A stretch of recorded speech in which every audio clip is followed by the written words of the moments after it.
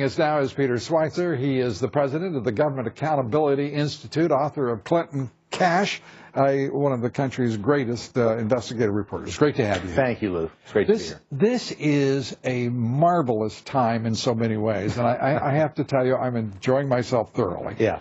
But as I watch what Donald Trump did today, and let's start with, first of all, separating his businesses from his public service as president.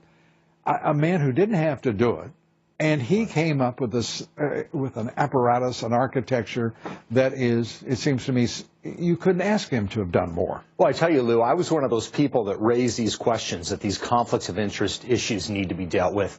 He didn't do everything I wanted, but, you know, he did an enormous amount, more than he needed to do legally, and he has taken enormous steps that are an inconvenience, that are costly to him, and he deserves a lot of credit because he didn't have to do any of it.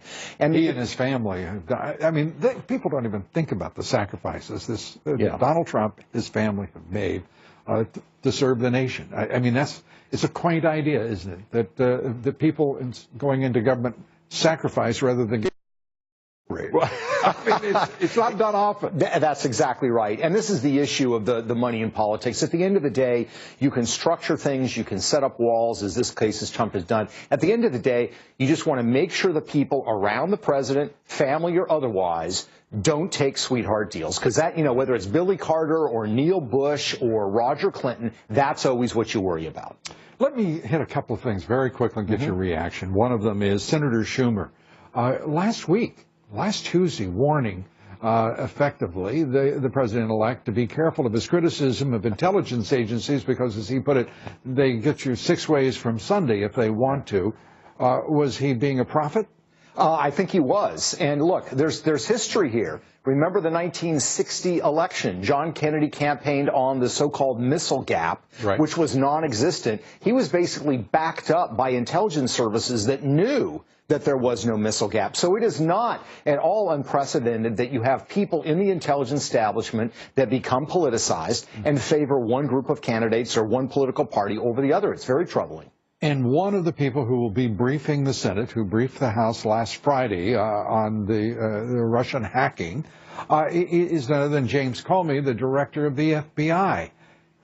And his FBI released 301 pages of documents Sunday during the Packers-Giants game, which created something of a delay for me in looking at it. Yeah.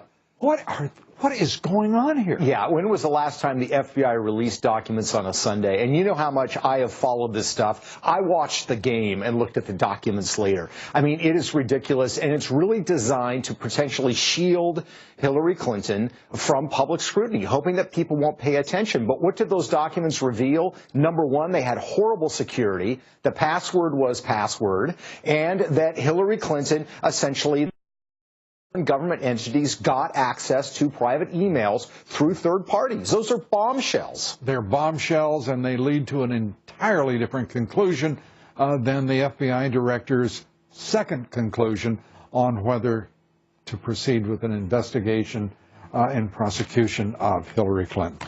Peter Schweizer, always great to see you. Thanks for being with us here tonight. It's good to see you. That's it.